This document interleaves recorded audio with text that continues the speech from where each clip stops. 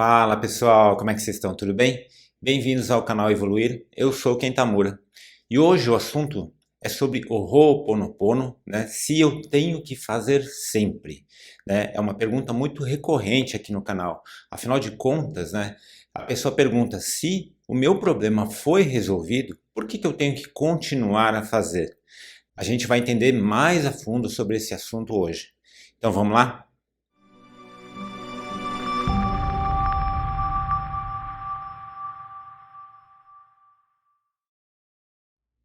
Antes da gente continuar, já vou pedir para que você deixe seu like, deixe seu joinha. Inscreva-se se você ainda não se inscreveu. Ajude o canal a continuar crescendo para que a gente possa continuar ajudando, compartilhando conhecimento com você e com outras pessoas. Eu já fiz aqui um vídeo de título parecido, se chama Ho'oponopono, Tenho que Fazer Sempre. Se você não viu, depois assista porque são vídeos complementares, tá bom? A diferença é que no primeiro vídeo eu falei sobre a obrigação de se fazer ou não frequentemente, ajudando você a compreender que o processo de conscientização muitas vezes começa com a solução de um problema, mas que ela evolui até o ponto que a pessoa compreende, né, que a limpeza é necessária, a limpeza é importante, independente da solução dos nossos problemas. Ou seja, a limpeza vai além da resolução dos nossos problemas. Só que nesse vídeo a gente vai focar mais nos motivos, né, da importância da gente praticar Ho'oponopono sempre, para sempre. Então o Ho'oponopono, né, e o ideal é que se faça para sempre. Ok, isso já foi compreendido, né? Mas hoje eu vou falar aqui de alguns motivos, né, algumas razões, e aí você pode entender como se fossem peças de um quebra-cabeças, né, para que no final do vídeo, né, dentro da sua cabeça, você monte essas peças e enxergue tudo montado, ok? Então vamos começar pelo começo. O Dr. Hugh Lane, ele disse uma vez, né, que não existem boas ou más memórias, existem apenas memórias. A gente tem que limpar memórias. Quando ele disse isso, me causou uma certa confusão na época, porque afinal de contas, no mundo dual que a gente vive, as coisas são assim em dualidade, né? Certo e errado, alto, baixo, né? Bom e feio. Então, como que não existem memórias boas e ruins, né? Memórias positivas e negativas? O que ele quis dizer é que não cabe a nós distinguir quais são as memórias certas e as memórias erradas. Por quê? Porque a gente vai fazer essa distinção também baseado em memórias. Então a gente faz o Ho'oponopono focando apenas na limpeza das memórias, ok? E ponto. Daí talvez alguém pense, né? Ah, mas se eu perder então todas as memórias, o que vai sobrar de mim? Né? Eu não sou resultado dos aprendizados das minhas memórias? Sim, mas o aprendizado nunca vai embora, tá? Além disso, não é que a gente vai perder toda a memória, né? Não é isso. O processo de limpeza é para limpar as memórias que estão trazendo emoções desnecessárias. Pense no medo, por exemplo. O medo está no nosso sistema límbico, mas somente para nos proteger. Mas por mais que esteja, né, dentro de nós há milhares de anos, essencialmente, espiritualmente, né, nós não temos medo. Não faz parte de nós, porque afinal de contas nós somos seres divinos, certo? Ou seja, no fundo, no nosso eu superior, nós temos a plena consciência de que Deus, o todo, o divino, como quiser chamar, né, é o todo, está em tudo, é tudo o que há. Né? Logo, não existe o que a gente tenha que temer. Porém, as memórias que nós carregamos nos fazem sentir medo. Imagine, por exemplo, alguém com medo de ser assaltado. O que justifica o medo de ser assaltado? O número de assaltos? A insegurança pública? A violência? Então, como explicar pessoas que vivem em lugares considerados perigosos e nunca foram assaltadas? E o contrário, como explicar pessoas que parecem que são verdadeiros ímãs de ladrões? A memória faz a gente acreditar que essas pessoas não foram assaltadas porque elas se cuidam, né? Ok, mas não é por causa disso. Porque afinal de contas, né, tem muita gente que se cuida, toma muito cuidado, né? Mas é frequentemente assaltada. O que evita é a frequência vibracional da pessoa. São pessoas que não cedem ao medo, né? E, portanto, elas não atraem assalto, roubo, né? E nem mesmo furto.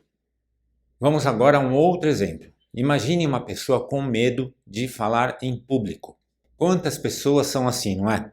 A memória de quem sente esse tipo de medo faz a pessoa acreditar que as pessoas que estão assistindo, né, que estão vendo ela falando em público, estão de alguma forma julgando. Ou talvez até torcendo para que ela erre em alguma coisa, né, para poder criticar e punir. É como se a plateia fosse, na verdade, um monstro gigantesco. E é até fácil ter essa memória, porque afinal de contas, se a humanidade julga há milhares e milhares de anos, imagine quantas pessoas passaram por traumas de serem julgadas e condenadas. O próprio palco já foi, em tempos antigos, lugar de julgamento e condenação. Vamos agora a um outro exemplo. Imagine uma pessoa com tamanha timidez que não consegue ter um relacionamento aberto com absolutamente ninguém. De onde vem esse medo que faz a pessoa se esconder atrás de si mesma? Vem novamente das memórias. Algo aconteceu, nessa ou em outras vidas, e provavelmente diversas vezes, que fez com que essas memórias ficassem gravadas com tanta força em sua mente, a ponto dela escolher ser uma pessoa fechada, né, com poucos ou às vezes sem amigos, né, sem contato com o mundo. E só para a gente não se estender em dúzias de exemplos, eu vou falar só mais um. Imagine uma pessoa com medo de altura, né? Se você procurar na internet, você vai ver que existem aquelas plataformas de vidro onde tem pessoas que têm verdadeiro pavor, né? Quando elas estão caminhando sobre essas plataformas, elas ficam aterrorizadas. Eu mesmo já estive numa plataforma e um colega que estava comigo, né? Ele mal conseguia se mover de tão apavorado que ele estava. Mas qual é o perigo real, se na verdade essas plataformas são tão resistentes quanto o concreto? Então você percebe que nenhum medo faz algum sentido e a pessoa só atrai mais daquilo que não quer porque é naquilo que ela acredita. Ter medo de ser assaltada é acreditar no assalto. E isso é tão perigoso, é tão desnecessário quanto ter medo de altura ou medo de falar em público, por exemplo.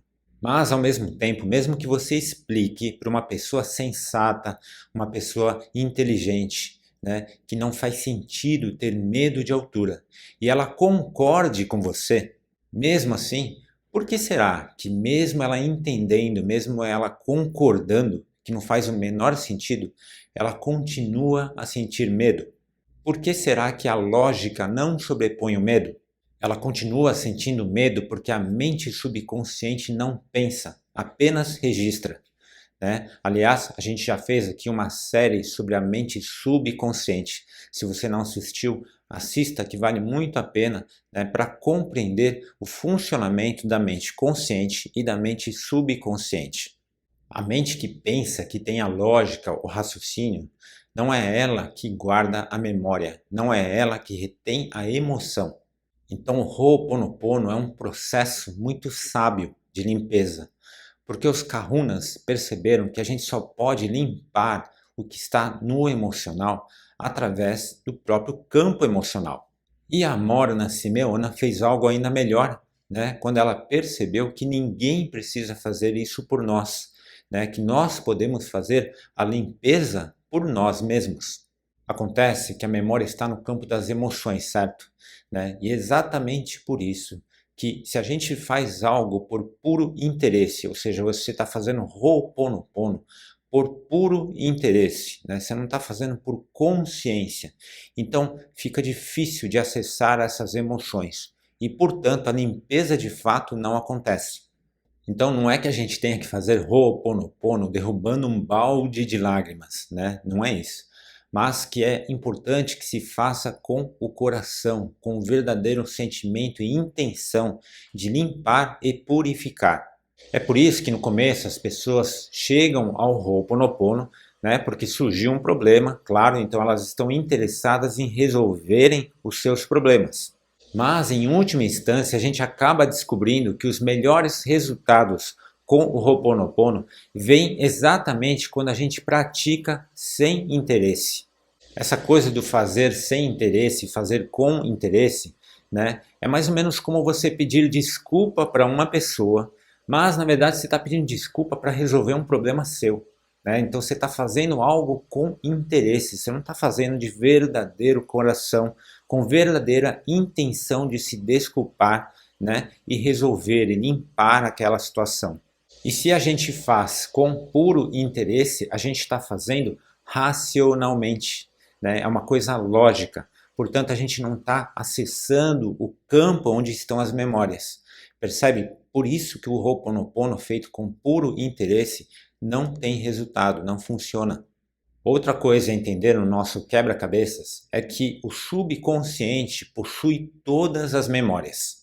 Dentro dos nossos exemplos, é como se fossem camadas e camadas de memórias parecidas que trazem a mesma emoção.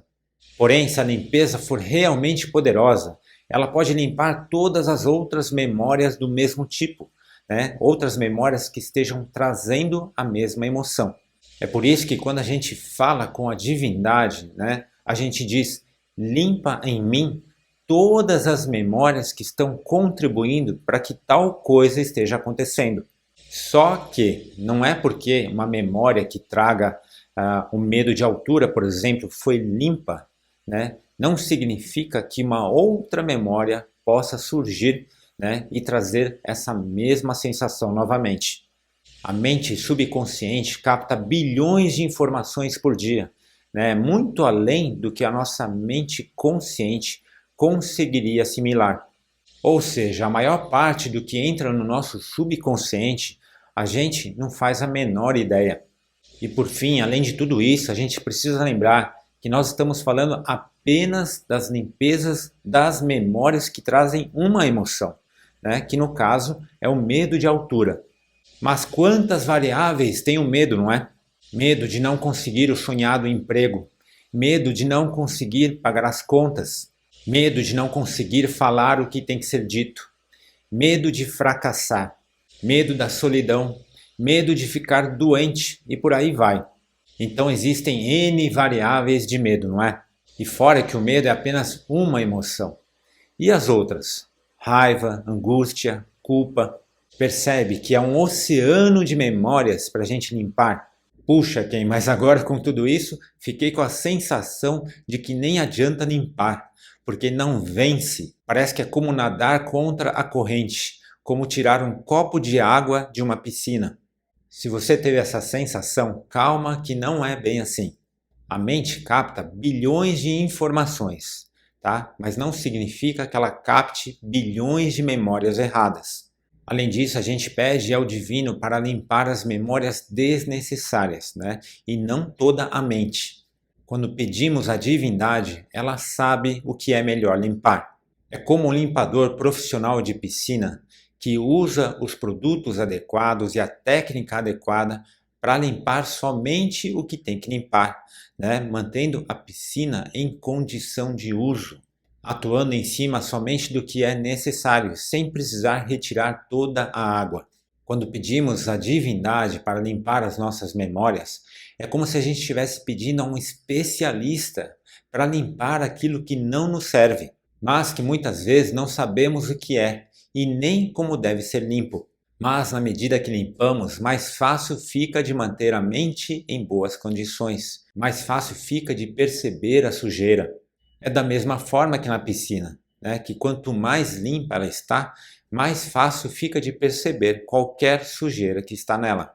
No entanto, assim como uma piscina precisa estar com a água limpa para poder ser utilizada, precisamos sempre limpar as nossas memórias se queremos voltar a manifestar o nosso verdadeiro ser, a manifestar o verdadeiro poder de nossas mentes, sem limitações ou ilusões causadas por memórias limitantes. A limpeza deve ser um trabalho contínuo, porque quanto mais conseguirmos limpar nessa vida, mais liberamos limitações, mais ciclos são encerrados e a vida como um todo melhora. Ao mesmo tempo, não permitimos que a nossa piscina mental fique suja novamente e sem utilidade. E na medida que a vida melhora, mais nos conectamos com a fonte, mais passamos a fluir com o todo e mais compreendemos o poder que vem através do nosso eu superior, da nossa centelha divina. Depois compartilhe aqui conosco exemplos, e histórias em que você alcançou grandes coisas, grandes feitos através do Ho'oponopono, ok? O vídeo de hoje fica por aqui. Espero que você tenha gostado. Se você gostou, deixe seu like, deixe seu joinha. Inscreva-se se você ainda não se inscreveu. Ajude o canal a continuar crescendo para que a gente possa continuar ajudando, compartilhando conhecimento com você e com outras pessoas. E se fez sentido para você, compartilhe com as pessoas que você ama, com a sua família, com os seus amigos. A gente se vê no próximo vídeo. Gratidão por ter ficado comigo até agora. Fique com Deus e que todos nós juntos possamos evoluir.